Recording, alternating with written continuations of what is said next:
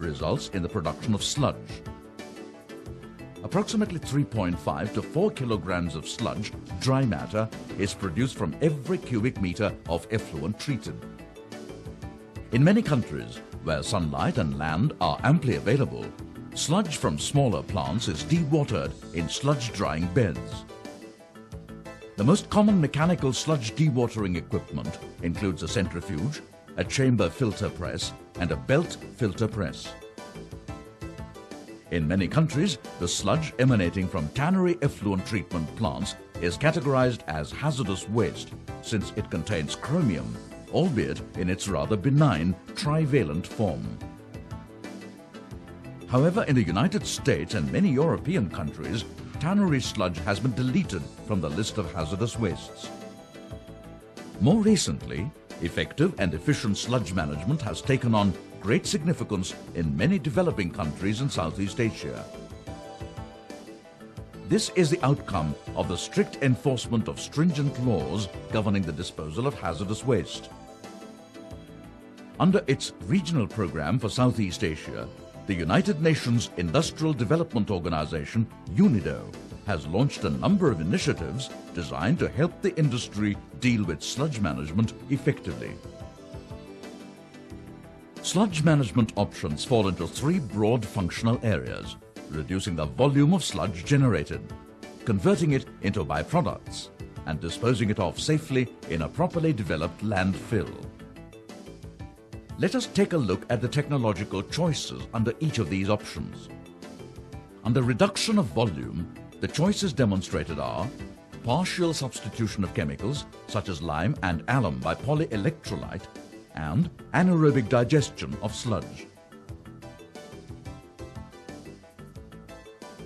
Using polyelectrolytes to partially substitute conventional chemicals such as lime and aluminium chloride helps reducing the sludge volume by as much as 15%. Sludge volume can also be reduced by digesting the sludge anaerobically. This process entails a degradation of organic matter by microorganisms. UNIDO has installed a pilot and demonstration anaerobic digestion unit at the CETP in Vaniyambadi, Tamil Nadu, India.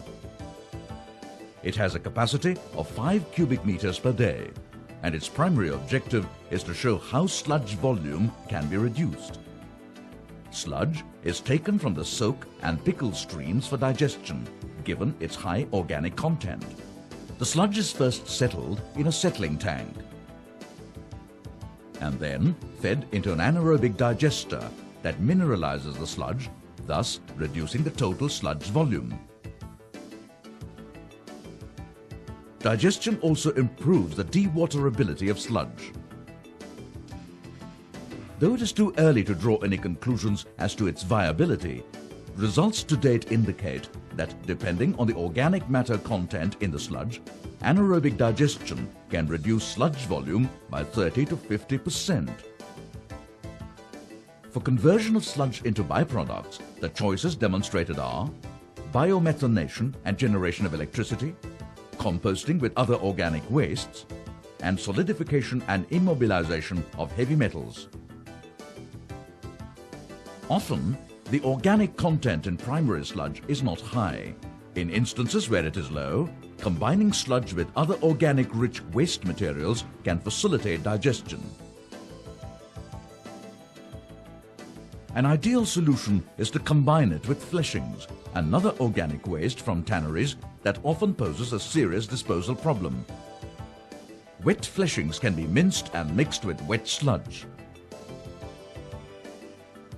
In addition to helping reduce sludge volume, such anaerobic digestion process also generates biogas, which can be used to generate energy. The sludge from the digester is subsequently dried and disposed of. Set up by the Ministry of Non-Conventional Energy Sources of the Government of India, the Central Leather Research Institute of India, and the UNIDO regional program, the pilot and demonstration unit at the CETP in Melvisharam is currently in the process of being stabilized. Its performance will be monitored over the next year. For composting purposes, tannery sludge has to be combined with admixtures with a high carbon content. UNIDO has established a pilot and demonstration unit in Melvisharam where the composting of sludge emanating from the CETP has been attempted. Composting trials were conducted using different combinations. Sludge was mixed with admixtures such as vegetable market waste, green biomass, tannery fleshings, hay, cow dung, etc. It has been proven that effective composting of sludge with these amendments is feasible. 50% of the admixture can be sludge and the other 50% a combination of other wastes. With appropriate amendments, the temperature of the heap rises to over 65 degrees Celsius within the first week. It takes about 55 to 70 days for the compost to stabilize, and the yield is between 80 and 85%. The coarse material is screened out for reuse in the next round of composting. The fine compost is packed for marketing. It has been found that in terms of NPK value, the quality of compost is similar to those of urban compost and farmyard manure. Compost application in both edible and non-edible plants has yielded good results in terms of growth.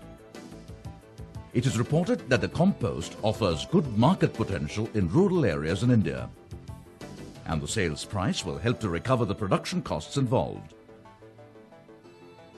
Following a certain measure of relaxation in legislation pertaining to solid waste and sludge containing chrome in its trivalent form in many industrialized countries, the Government of India has recently issued a notification to the effect that if the level of trivalent chromium in sludge is less than 5,000 milligrams per kg dry weight basis, it will no longer be considered hazardous waste. The long-term behavior of the chrome present in sludge is currently being studied. However, as an alternative mode of sludge utilization, composting is feasible only when the sludge has a low chrome content. This option thus provides tanners with a good incentive to introduce better chrome management systems in their tanneries. For sludge containing chromium at levels more than 5,000 mg per kg on dry weight basis, another option was evaluated, solidifying it and stabilizing it in combination with any other material. Sludge can be solidified with clay or other wastes such as fly ash. The pilot and demonstration work carried out by UNIDO under its regional program established that sludge could be combined with other material in 70-30 ratio. The resultant material was found to immobilize effectively heavy metals such as chromium. The chromium was not found to leach from the compound. The compound was then converted into unburnt bricks. The bricks were chemically stable in as much as no chromium leaching was observed. However, its mechanical strength was inadequate for wider application, a serious limitation for this option. Under the circumstances, the most viable option for the disposal of substantial quantities of tannery sludge that contains chromium beyond permissible levels is a safe landfill. Under its regional program, UNIDO, in cooperation with the local tanners, has set up model safe landfills as pilot and demonstration units in the common effluent treatment plants in Ranipet and Melvisharam. A safe landfill comprises an impervious bottom, generally of compacted clay, and a geomembrane. The geomembrane most commonly used is high-density polyethylene. The objective is to ensure that the leachate from the sludge does not permeate the soil and groundwater. A drainage layer to collect the leachate from the sludge deposit is laid on top of the liner. It consists of 2 layers of gravel of different sizes with embedded pipelines. The leachate is collected via the drainage layer in a collection pit, whence it is pumped to the effluent treatment plant or sprayed back onto the sludge heap. The drainage layer is covered with another layer of compacted clay and a layer of river sand. The sludge is then deposited on the top in cells. After the sludge dumped has reached the full designed height of the landfill,